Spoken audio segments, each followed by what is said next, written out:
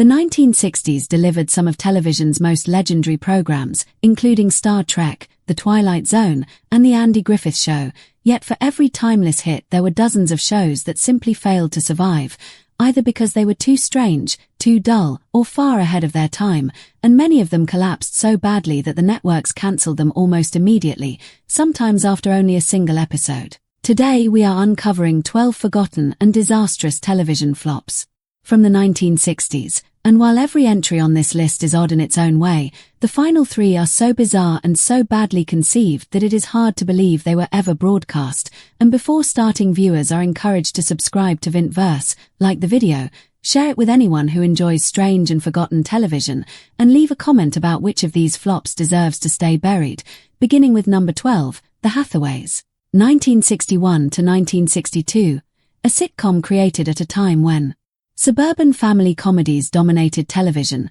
but ABC decided to twist the formula by following Walter and Eleanor Hathaway, a middle-class couple in Los Angeles whose children were not human at all but three chimpanzees named Candy, Charlie, and Enoch, presented as fully adopted family members with individual personalities, Candy as the girl, Charlie as the mischievous child, and Enoch as the studious one often wearing glasses, and although the chimps were a real trained act known from commercials and variety programs, production was chaotic because the animals ignored cues, pulled actors' wigs, and destroyed props, leaving Jack Weston and Peggy Cass to deliver straight-faced sitcom dialogue while chaos unfolded around them. Critics mocked the show, the New York Times labeled it disturbingly unfunny, audiences questioned why anyone would want to watch a chimpanzee family every week, ratings collapsed, and the series was cancelled after one season. Number 11 is Camp Roonamuck, a summer camp sitcom inspired by the popularity of real-life camp experiences among children in the 1960s, centered on a disorderly boys' camp run by well-meaning but incompetent counselors, filled with weekly hijinks such as food fights, endless pranks, and a stressed camp director, while a rival girls' camp across the lake added romance, misunderstandings, and slapstick confrontations. But once it aired, the humor felt stale and repetitive, too dependent on old gags that audiences had already seen done better on shows such as Gilligan's Island, and despite heavy marketing and even planned merchandise, ratings disappointed. Critics called it painfully juvenile, and it disappeared after one season.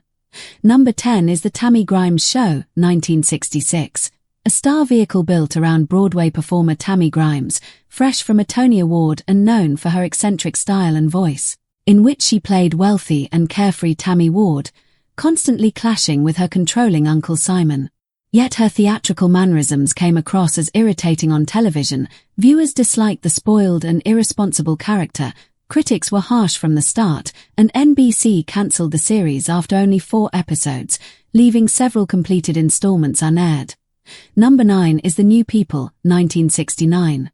ABC's attempt at a darker and socially aware drama about college students stranded on a remote Pacific island after a plane crash kills all the adults, forcing the young survivors to create a new society inside a deserted government facility while confronting politics, race, morality, and social divisions, an idea described as Lord of the Flies meeting lost long before its time. But audiences expecting light entertainment were not prepared for its grim tone, sponsors worried, ratings dropped, and despite the pilot being written by Rod Serling, it ended after one season and is now remembered mainly as an ambitious experiment that could not find its audience. Number 8 is It's About Time, 1966, created by Sherwood Schwartz, in which 2 clumsy astronauts accidentally travel back to prehistoric times and live with a caveman family named Shad, his wife, and their children, teaching them modern conveniences and struggling to survive in the past. But when viewers lost interest, the producers abruptly reversed the premise and brought the cavemen into the modern world.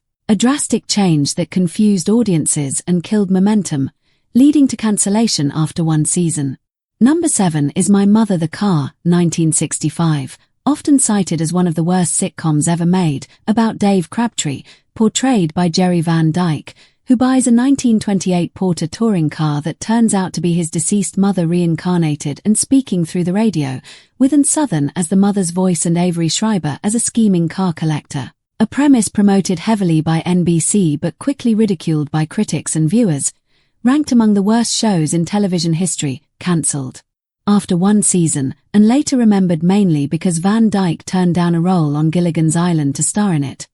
Number 6 is Mr. Terrific, 1967, a superhero parody created during the peak of Batman mania, following timid gas station attendant and undercover agent Stanley Beamish, who gained powers by swallowing a pill that lasted only 1 hour. A gimmick criticized by parents for seeming to promote drug use, dismissed by critics as a cheap imitation, and cancelled after only 17 episodes despite early plans for crossovers with Batman. Number 5 is Captain Nice, 1967, NBC's competing superhero spoof starring William Daniels as chemist Carter Nash, who gains extraordinary abilities but has no confidence and no idea how to use them while being constantly nagged by his mother, a gentle parody that failed to connect with viewers.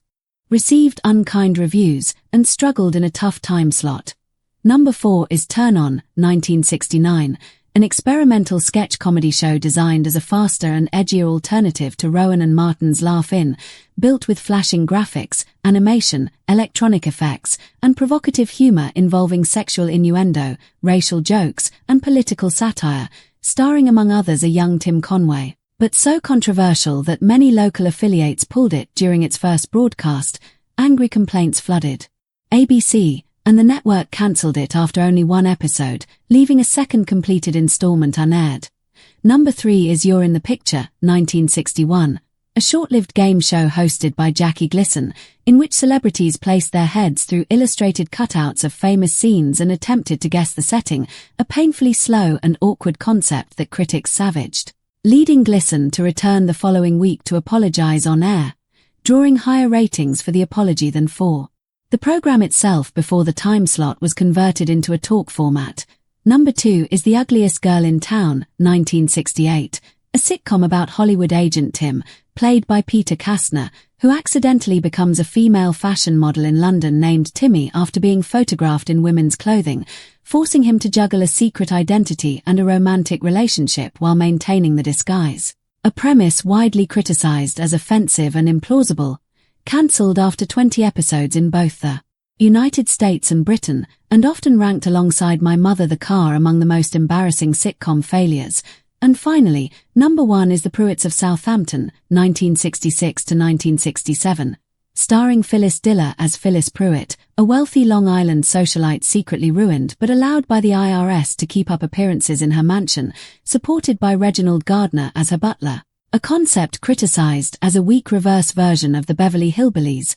cancelled after 1 season, and later admitted by Diller herself to be one of her weaker projects, now remembered mainly as a misfire that defines just how badly even major talent could fail, and the video ends by asking viewers which of these shows shocked them the most, whether they had ever heard of The Ugliest Girl in Town, and whether My Mother the Car truly deserves its reputation, while encouraging everyone to comment, subscribe to Vintverse, share the video with fellow nostalgia fans, and turn on notifications so they never miss another journey into television's strangest forgotten history.